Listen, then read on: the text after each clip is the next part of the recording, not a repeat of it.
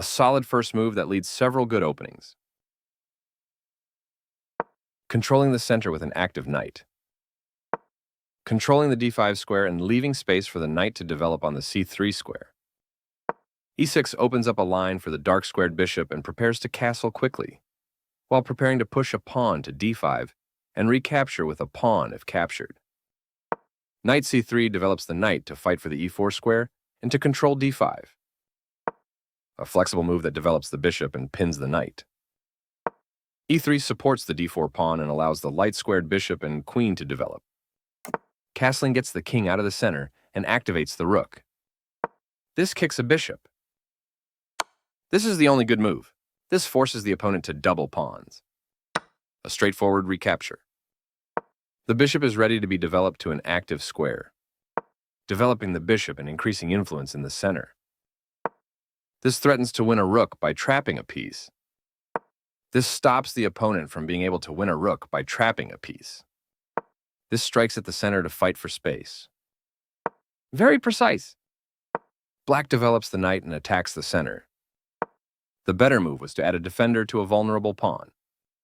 There were worse moves, but also something much better. The pawn is now adequately defended. A very strong play. Castling to the same side of the board is a more cautious approach.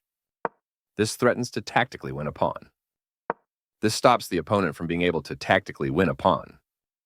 This threatens to tactically win a pawn. This prevents the opponent from being able to tactically win a pawn. That's not a mistake, but it's not the best move either. One of the best moves. Only one move worked there, and this wasn't it. This is the strongest option. Taking that pawn will win material after all is said and done. This protects an underdefended pawn that is under attack. A good use of time, thinking and finding the only good move in the position. This moves the pawn to safety. This allows the opponent to move a bishop to a more active position. The best option was to move a bishop to a more active position. The piece finds a new active square. There was only one good move there. This allows the opponent to kick a knight. The better move was to kick a knight.